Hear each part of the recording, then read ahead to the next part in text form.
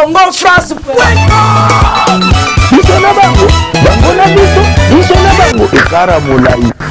France.com, site ya Congo Masolo à danger, Masolo Kitoko. CongoFrance.com. Alors, merci beaucoup à Congo France, merci beaucoup à tous les gens qui nous regardent à travers dans le monde. Bien, merci beaucoup la fidélité Nabino, nous avez de partout, vous avez par net, na Facebook, mais merci la fidélité Nabino à Congo France, www Congo France. Il y a les boss des boss, Josué Didi pour moi avec notre manager Junior Buxon. Et merci beaucoup à notre partenaire d'ici, Horizon, la chaîne des millionnaires. Alors tout à l'heure là, on va recevoir l'icône de la musique africaine et en même temps le meilleur arrangeur du monde, c'est Maïka Mounam. On va parler un peu sur affaires droit d'auteur et en même temps, on va parler sur les réalisations. On a sali aussi à ville pour les choses notamment dans RDC, notamment dans les musiciens, Afrique, le monde, qu'est-ce qu'il a fait, quelle contribution des alignes aussi, il y a culture en général. Alors pour commencer cette émission en beauté, bonsoir. Maestro Maïka Mounam. Bonsoir. Tout ça à Paris, tu es en Saint-Denis, mais tout ça à Kinshasa, à Bandel, c'est Paris. Alors, tu parles dans Makambu, il y a musique, il y a des choses. Qui est Maïka Mounam? Producteur, arrangeur, réalisateur, producteur de cinéma ou bien comment? Il est tout ça à la fois. Tout ça. Il est tout ça à la fois. Voilà. Maïka Mounam porte plusieurs casquettes. Il est en même temps musicien lui-même, je suis guitariste. Je touche à pas mal d'instruments. Et on a consacré une partie, sinon une grande partie à carrière arabe, au service des autres. C'est-à-dire que dans la c'est la force des choses. Quand on a commis la France, je me suis installé, je me suis équipé et il s'est fait que j'avais quelque chose pour Batobazaki Nango, des gens qui ont la musique Nabango, donc ils sont tous venus vers moi. Je crois qu'en général. Voilà. Voilà. À Makamnam, Toki Samangwana, Papa Wemba, il a dit dans les chansons. Ok, les Makamnam, ça veut dire quoi? Ça veut dire tout simplement que Zalaki. Comment ça s'appelle? Référence. Et sa composition, il y a Makamnam. Dans cette musique, il me manquait un texte. Dans Senga qui n'a Papa Wemba a Yelanga texte. À Yelinga texte, on avait déjà commencé à travailler sur l'album Fogdom. Alors, Mangwa na babeng saki pour Yemba Nzembo Nzete à Sebeya. Dans Yoki nazo travaillé mélodie à Nzembo à la référence. Il y a la texte, nazo koki en musique. Alors binga na préféré na Yemba.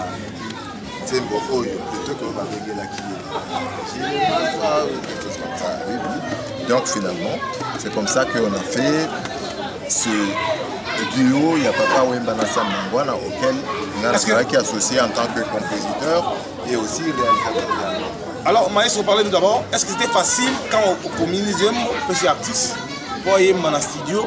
Ils ont qui live avec bien peut-être des difficultés à travers d'autres gens. En général, ça se travaille. Évidemment, tu as un talent exceptionnel, Bazali. Comme Papa Wemba. Soit à improviser, soit à créer, Bazali.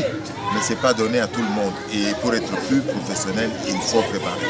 Voilà. Il ne faut jamais influencer. Moi, comme on sali l'album Papa Wemba, mais ici, je suis soutenu dans la studio. Bon, enfin, Oyo Bayaki Venga, et la liste est trop longue. C'est-à-dire que particularité à carrière, c'est-à-dire que na salina baene nanga, na eko sala batu ya génération nanga, na eko sala pe na plus jeune que ngai et plus jeune encore. Ça veut dire qu'Ita, Papa Wemba, Fali Poupa du Cap la mer. Au niveau de l'Afrique, il y a eu beaucoup de presque l'Afrique de l'Ouest là, Moussoudo, Salif Keita, Amadou Balaké, Salaki africain après, non, en tout cas, en Afrique du Sud, Brenda Fassier, en Angola, Bonga, Teta Landou, il y a eu beaucoup de collaborations comme ça au niveau du continent. Et même plus loin au niveau de la diaspora, dans le Brésil, dans le Cuba. Voilà. Alors, Makamnam, tout ça, c'est l'actualité. Malgré comme on les a mounés, les macasses et tout ça, tout le monde m'a dit que tout ça, les alliés comme la génération. On a vu, on a soutenu qu'il fallait à 100%, au PC, il a droit chemin. Et après, récompense que c'est. Récompense, Nanga Izali, que ceux qui ont composé musique pour la famille, j'ai co-signe la musique que j'écris, ceux qui ont commis arrangement, Nanga. Dans un droit d'auteur Nanga à vie. Et voilà, donc voilà, c'est ça ma récompense. Et ma récompense, c'est d'avoir participé d'avoir fait mon devoir. Il y a pour léguer l'expérience Nanga dans la génération. Voilà. Est-ce que faire égale la considère qu'il y a la carrière solo et puis la carrière à vie? Dans le Bakango, beaucoup quoi. C'est-à-dire, dans la carrière à faire, il y a beaucoup de Maïkamna. Je vais te dire pourquoi. Tant qu'on a eu ça dans le franc congolais et que j'ai recruté faire, pourquoi il y a bâti à côté? Tant qu'on fait ailleurs, na orchestre na bango Maison Mère. Na celle qui bango album Solo la bien à Paris. Oui. Nzemboyo faire découvrir Vita Imana. La bête na ngombe, na guitare, na basse, na alongo ana. Ba eko yana ba massa na ba Bill Clinton, les marquis. J'ai lui encore fait un tube là. 100 kilos. Oui, 100 kilos d'amour, quelque chose comme ça. Aïe, Koya sous un album là, c'est que sans s'intérêt. Et ça, maillé, les mangas, donc, ce qui, ce qu'on lobby, ce qu'on reconnaître. Voilà. Est-ce que héritier Watanabe la poule Gamotona Tembe, mais ici peut-être on a tout à l'heure avec l'album héritier là. Est-ce que à considérer que Mike Kamna maintenant que coach attaque la voix autorisée, la recommanda qui est pas là, na producteur naïe David Monceau. Oui. Mais je crois que soit une expérience, soit je ne sais pas où il a eu sa formation. Il n'a pas compris le rôle que moi je devais jouer auprès de lui, donc je lui ai dit d'arrêter immédiatement. J'ai arrêté la collaboration. Voilà. Mais en tout cas, moi, j'ai arrêté la collaboration parce que je constatais qu'il ne savait pas ce que ça voulait dire un réalisateur, un producteur exécutif, un arrangeur. Il ne savait pas ce que c'était. C'est pas de sa faute. Donc, voilà. Et moi, je ne pouvais pas continuer à travailler dans ces conditions-là. Voilà. Alors, parlez-nous d'abord sur l'affaire de Kofi Olomide. On a vu l'icône de la musique congolaise, Kofi Olomide, arrêté dans sa résidence avec beaucoup d'impression. Selon vous?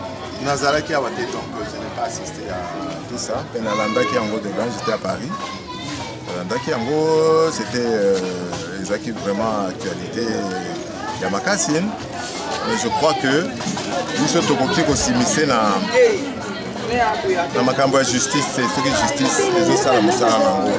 Mais je trouve quand même que Aza Chevalier, il a été décoré par le président de la République. Donc, rien qu'à ce titre-là, moi, égard, je ne sais pas comment, mais j'ai appris que Batiki est, mais on aimerait savoir que ce qui va décoller en Boka, ça mérite quoi. Ce qu'on a chevalier, il y a ordre national, ils ont mérité quand même moi considération. Moi considération, c'est-à-dire même ceux qui me bébent ils allient, voilà. On parle d'abord sur les droits d'auteur. Merci beaucoup à Gobelisha, merci à Alain Dinamo, merci à Mireille Condé na Irlande, Caviar au Talabiso, na King George na niveau ya Irlande, Poto Bumba au Talabiso, Anna Maïti Dimon, na Nicolas Tene, Betty Kapamba. Alors Mike Amna le maestro, toujours à 3 questions tout le monde. Première question. Expliquez-moi entre droits d'auteur et compositeur. Mbongo encore la Sogoda. Compositeur a bénéficiaire, il y a droit d'auteur. Droit d'auteur est anime. Voilà. eza mbongo oyo salaire différé. Il y a créateur, il y a œuvre de l'esprit. Ça va simplifier schéma. Ezali nga na sali nzembe nanga tant que na sali yango na tiango na tiroir nanga et que générer eloko moko te. Tant que batiango na commerce te et que bota et que générer comment on appelle ça, redevance moko te. Mais soki na beti yango na concert à partir du moment que nzembo wana beti na concert, c'est-à-dire que ça va beti yango public et générer catégorie à droit ou babengaka droit d'exécution publique et bandi kobota mbongo à partir ata na beti yango na terrasse à partir du moment que na beti yango dans un lieu public. So beti yango na même na matanga. Il faut bota droit d'auteur. Alors pour ce faire, il faut un compositeur. Na kende ko adhérer na société ou protégeaka ba droit d'auteur pour société wana ndeko kolo ekoki olandela ba terrasse nyonso ebeta ka musique.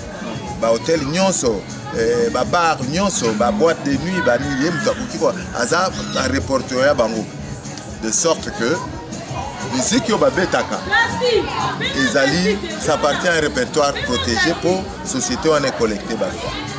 Donc, compositeur, en fait, si on a une question là, compositeur, Azaline des bénéficiaires, il y a droit d'auteur à partir du moment qu'il a composé, œuvre a déclaré en gros. Société où il a déclaré qu'il a chargé de collecter droit d'auteur. Mais ce que bon, on peut faire les familles, les gens qui ont droit.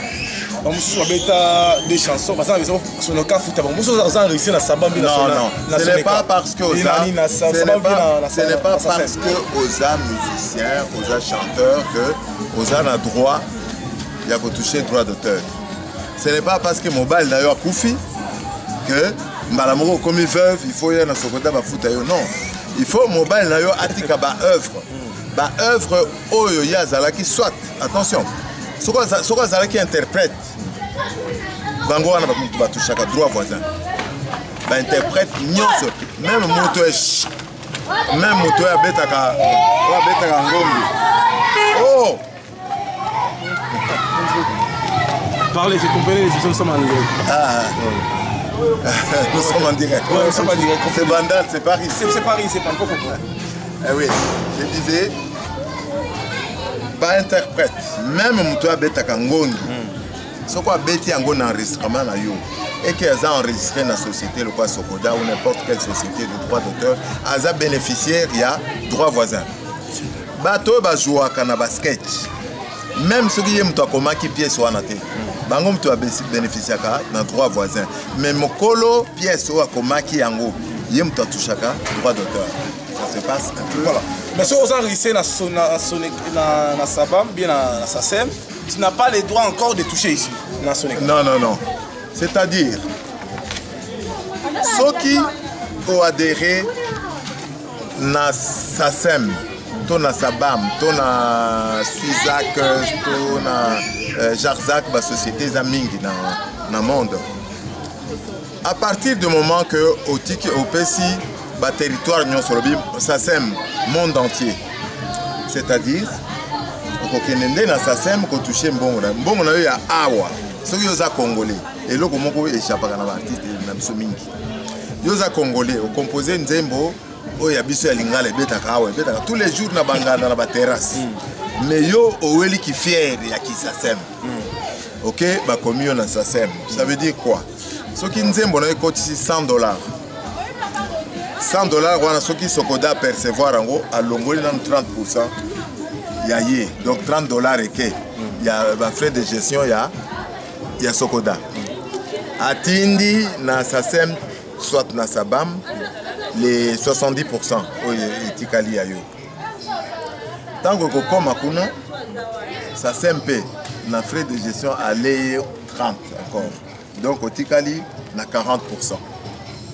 Donc bato mingi babosa les kamboana loka nazana SACEM mais est-ce que musique na yo betaka wapi et betaka essentiellement awa betaka ba concert na yo awa yo siko ke comme c'est la société bien sûr que bato bakende kuna ce n'est pas par bakende kuna parce qu'ils n'ont pas confiance na ba structure na biso ba floua bato mingi baflua bato mingi la sokoda oyo naza administrateur eza encore na mosala makasi po baartiste bazala na confiance ya kozongisa badroit na bango même nga moko nazongisa une partie de mes droits awa parce que naza patriote. Tu n'es pas changé non nationalité. naza membre ya on va changer de nationalité parce que ça c'est une affaire individuelle, ça regarde personne. Nabi en tant que titulaire il y a droit d'auteur. En tant que titulaire il y a droit d'auteur. Na kende ki na SACEM na lobby na bango, vous pouvez gérer mes droits partout. Mais pas la Congo. Lâchez-moi le Congo. Ça prend 1 an. Et puis bah lâchez-les bah droit na yo maintenant. Voilà. Nous sommes arrivés pratiquement à la Souka, mais rapidement, on a vu Soneka, ils ont toujours récolté Bambong dans la société privée à Massanga, partout. Ce qu'on te dit entre Sokoda, on a le droit de récupérer Bambong. Non. Attends, yo moko lobi à Soneka, à Zorambongo.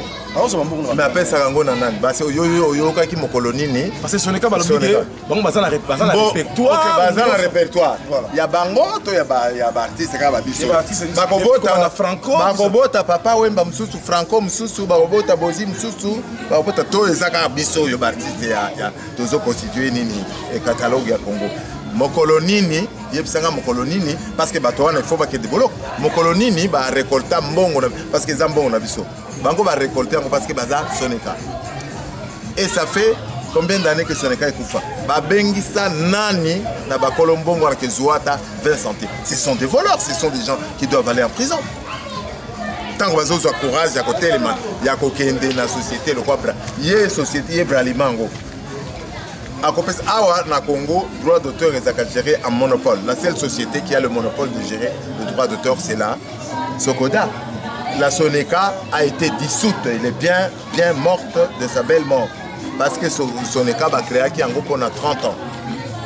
Depuis 30 ans, on est les cas depuis donc même Babomi en gros t'es beaucoup fait un gros mot.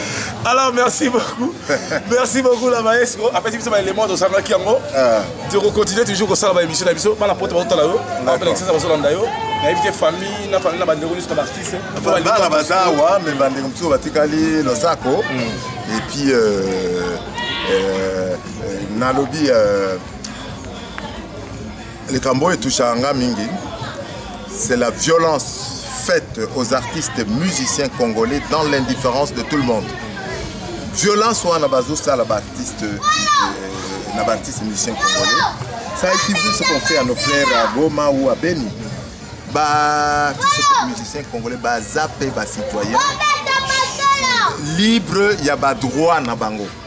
Voilà.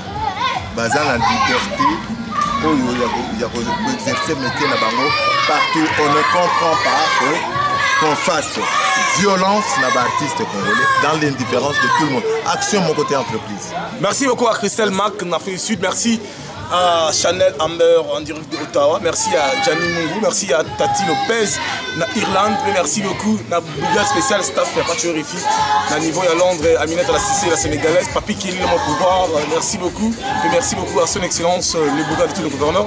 Et André Kimbuta, Ouattara Rabizou toujours. Merci beaucoup à Milice Bouddha Montemona qui nous soutient à travers cette émission. Merci beaucoup et à très bientôt. Appelez-nous sur plus 43 89 53 48.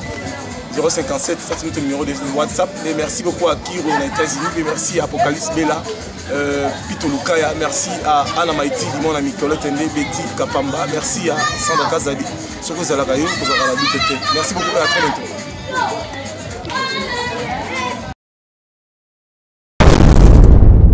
Congo France.